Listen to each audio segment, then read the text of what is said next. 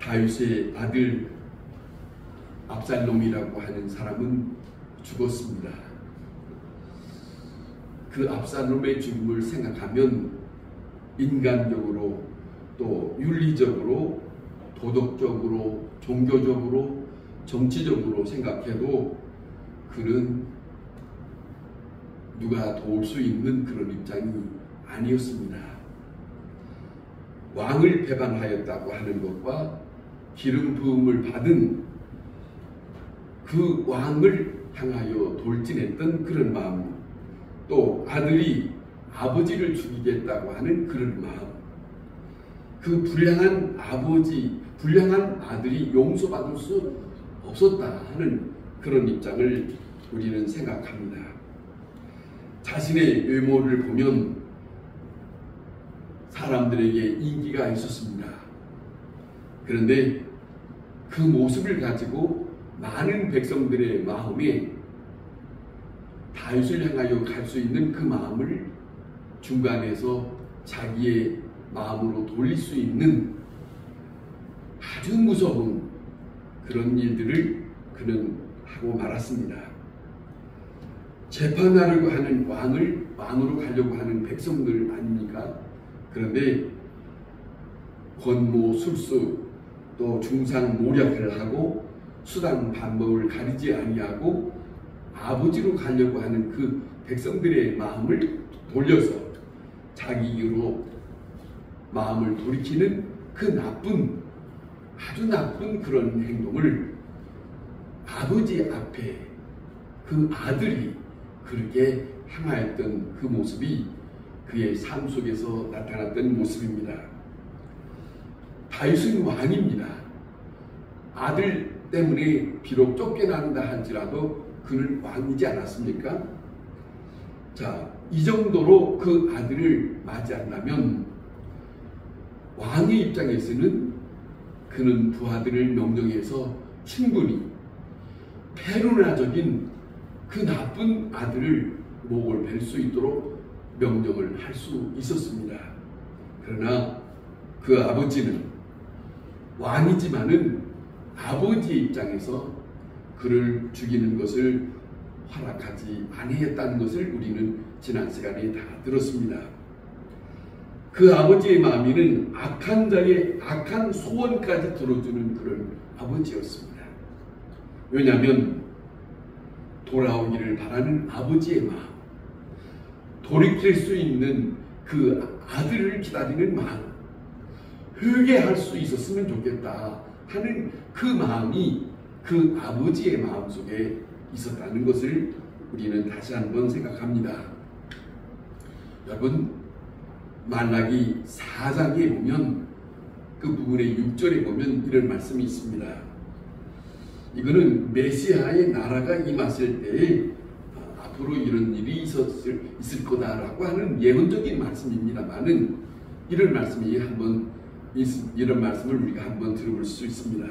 무슨 말씀이냐면 아비의 마음을 자녀에게로 돌이키게 하고 자녀들의 마음을 아비에게로 돌이키게 하리라. 여러분 기도를 어떻게 하십니까? 참 죄송하지만 저는 때때로 이렇게 기도해 봅니다. 용서하시기 바랍니다. 하나님의 사람으로 살고 싶어서 간혹 이런 고백을 합니다. 아버지의 마음을 저에게 채워주세요.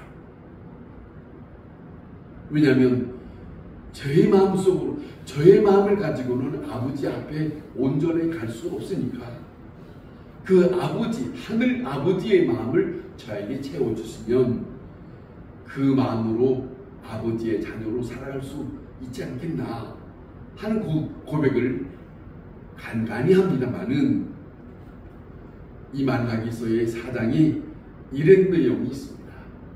생각해 보세요. 아버지의 마음을 자녀에게로 돌이키게 하소서. 또 자녀들의 마음을 아비에게로 돌이키게 해달라고 하는 그런 일이 앞으로 있을 것이다. 그렇게 성경에 기록이 되어 있습니다.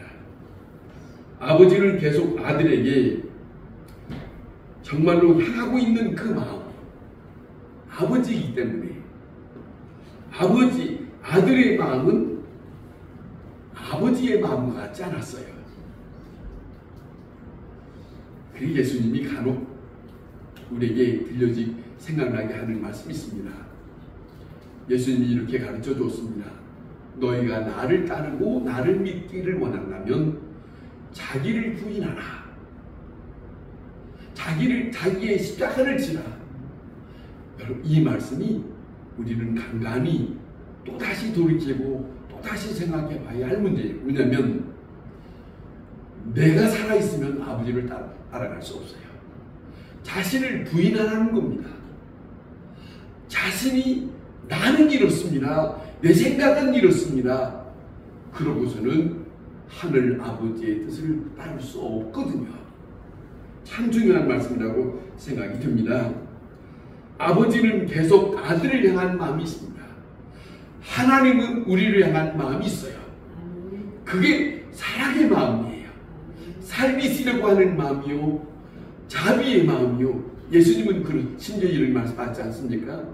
나는 제사를 원치 않는다. 자비를 원한다. 이 말씀을 무슨 말씀입니까? 아버지의 마음이 인간들을 향하여 자비의 마음을 가지고 있다는 거예요. 제사, 예배, 오늘날로 말하면 예배, 그거 중요하지 않다. 다시 말씀을 바꾸면 아버지가 우리를 향한 자비를 가지고 있다면 그 자비를 받은 자녀들도 자비의 마음, 긍휼의 마음을 가지고 살아야 하는 것이 아버지의 자녀로서 마땅한 일이다. 그걸 우리에게 가르쳐주고 있지 않느냐 하는 그런 마음이 있습니다만은, 이 아들의 마음은 계속 아버지를 향하여 좋은 마음이 없습니다. 세상적인 악을 향하여 있는 그런 모습으로 아버지를 향하여 돌진하고 있는 그런 마음이 있어요. 자, 돌아오는 탕자, 마지막에 돌아온 탕자를 한번 생각해 보세요. 마지막에 이런 말합니다. 아버지 앞에 아버지로부터 받았던 돈을 다 탕진하고 난 다음에 빈털털이 되고 난 다음에 아버지를 생각하고 난 다음에 이런 말을 하죠. 내가 아버지께 죄를 지었나이다.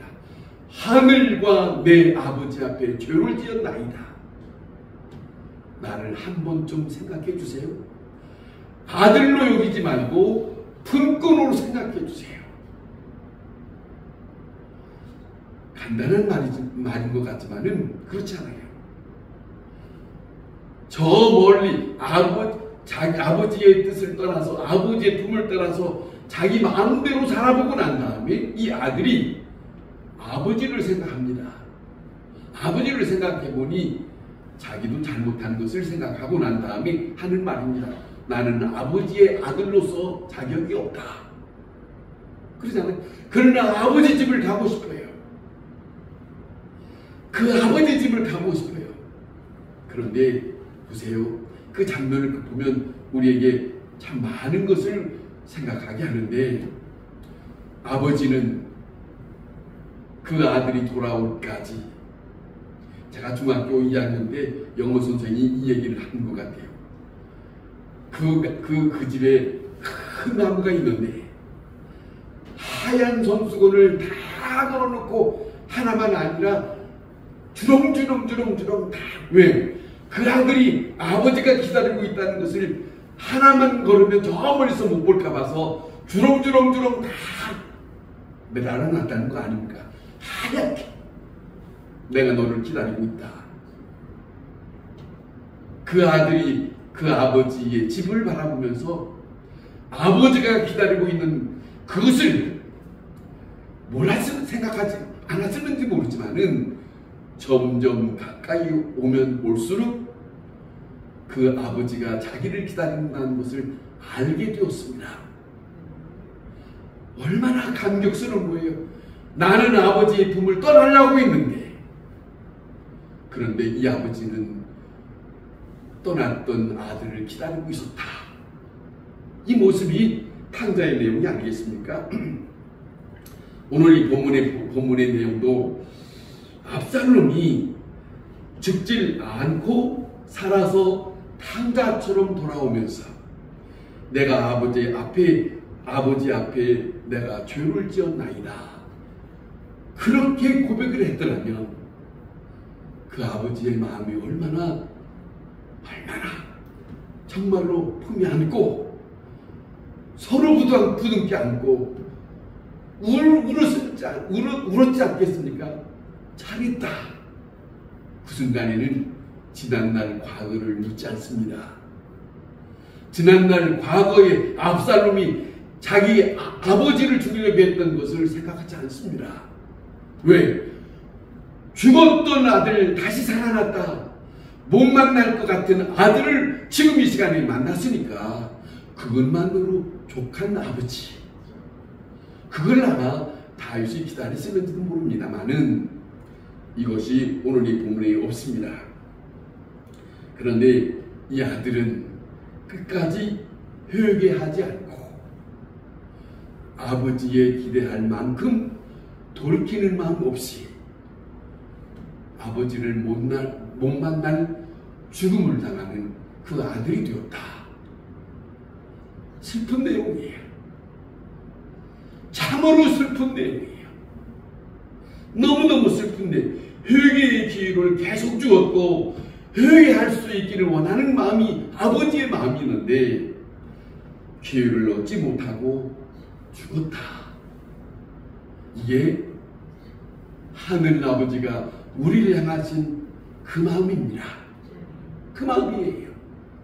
끝까지 아버지 품을 떠나서 다른 곳에 가지 말고 내가 너희를 기다린다는 것을 탕자 비유 속에서 예수님은 말씀하시고 있는 것이 하늘 아버지 마음입니다. 그걸 우리가 살아가는 동안에 아버지의 마음을 놓쳐서는 안 된다. 지금 죽은 아들을 놓고 생각하면 윤리적으로 생각한다 할지라도 상관없습니다. 그가 내 아들이라고 하는 그 아들이라고 하는 존재, 이것이 귀중하다는 거예요. 그 아들이 과거에 어떻게 살았느냐, 그 과거에 내게 어떻게 했느냐, 참으로 저는 하나님 앞에 감사하는 것은 성경에 우리가 잊지 말아야 할 것이 있습니다. 성경은 지난 날을 묻지 않고 돌아오는 아들을 받아준다고 하는 아버지의 마음이 있습니다. 이게 성경입니다. 이게 하늘 아버지의 마음을 성경에 담고 있습니다. 여러분, 귀중한 복음은 선이냐 악이냐 하는 것을 묻지 않는다는 겁니다. 돌이켜 오기를 바라는 것이에요. 다시 말하면 그것이 문제가 아니고 다만 아들이라고 하는 것, 잘못되었다 할지라도 아들이라고 하는 것, 그것만 이 다윗은 관심을 가지고 있었다, 이런 거예요. 자, 자녀를 대할 때 우리는 때때로 이 세상에 사는 부모의 입장에서 간간히 자녀를 낳고 자녀를 키우면서 부모의 마음은 잘 자라줬으면 얼마나 좋까, 그렇게 하고 대하지만은 때때로 부모 마음 같지 않는 그런 일들이 벌어졌을 때, 공부해야 할 아들이 자녀가 공부하지 않았을 때, 옳은 길을 해야 할 자녀들이 옳은 길을 가지 않았을 때, 그런 일을 접했을 때, 그런 일들이 접했을 때 마음이 속상하지만은 그것보다 더 중요한 것은 그가 내 자녀라고 하는 것을 잊지 말아야 된다, 그거잖아요. 상관이 없어요. 공부를 못해도 상관이 없고 조금 잘못된 일들이 있다 할지라도 상관이 없고 정말로 상관이 없는 거예요. 설사 병들었고 설사 엉뚱한 일들을 당한다 할지라도 부모의 심정은 그 자녀를 바라보는 마음이 끊임없이, 이거는 누가 나눌 수 없는 그 마음이 부모의 마음 속에 있습니다. 어머니의 마음에 있고 아버지의 마음이 있고, 그거는 사랑하는 자녀이기 때문에 그 마음이 있다는 것을 우리는 알고 있지 않습니까? 어떤 형편을 쓰든지 자녀를 향하여서 정말로 실망할 수 없는 마음, 그가 어떤 입장이든지 부모의 마음은 그를 향하여 있다. 자녀를 향하여 있다. 그잖아요. 어느 만큼 돌이킬 수 있을 만큼까지, 그때까지를 기다리는 거예요. 그것이 하늘아버지의 마음이요, 부모가 자녀를 사랑하는 마음 속에 끊임없이 끊을 수 없는 그런 모습이 있다는 것이죠. 내 마음이 안 된다고 해서 정말로 이 말씀을 듣는 모든 젊은 부모님들이요, 정말로 너무 쉽게 말하지 마세요. 너무 쉽게. 정말로 그러지 말고 기다리는 마음이, 부모의 마음속에 그 자녀의 생명을 두고, 소중한 생명을 두고 기다릴 수 있을 만큼 부모의 마음에는 다른 말이 필요 없다. 그것을 우리가 잊어서는 안 된다 하는 거예요. 윤리적이든 도덕적인 문제든 간에 아들을 아들이라고 부를 수 있어야 합니다. 아들을 아들이 아니라고 말하면 안 됩니다. 너는 그래도 내 아들이다. 이게 다윗의 마음이 아니었습니까? 그거예요. 자, 왜냐하면 다른 것 때문에 그런 게 아닙니다. 생명의 문제이기 때문에 그래요. 존재의 문제이기 때문에 그래요. 너도 하나님 앞에, 하나님의 품 안에 안겨야 된다 하는 그 마음이 있는 사람에게는 자녀를 함부로 대할 수 없습니다. 그 마음이 부모들의 심정 속에 있어야 된다 하는 것이죠. 내 자녀가 마음에 안 든다고 해서 자식을 원수처럼 대할 수 있어서는 안 된다. 그거예요. 원수처럼 대해서는 안 된다 하는 거예요. 자, 이 압살롬이라고 하는 다윗의 아들처럼 페르나는 없어요. 아버지 앞에서 일을 벌였던 그 일들을 보면 이룰 수 없어요. 사실 그런데 성경에 보면 부모를 향하여 대항하는 자는 성경에서는 돌로 쳐 죽이라고 되어 있습니다. 성경에. 자, 그럼에도 불구하고 이 아들을 끝까지 사랑하고 죽은 이 마당에서 이 다윗은 그 죽은 아들의 이름을 부르면서 내 아들 압살롬아, 내 아들 압살롬아. 주변 사람들이 자기를 어떻게 생각하든지 상관없어요. 그게 부모의 마음이다. 사랑하는 아들이기 때문에, 잘못된 아들이지만 사랑하는 마음이 있기 때문에. 여러분, 하나님의 입장에서 우리가 생각하면 정말입니다. 이 땅에 사는 모두가 다 하나님은 하나님의 품 안에 안기기를 기다리고 있어요. 기다리고 있어요. 정말로 주님의 품 안에 들어와야 돼요.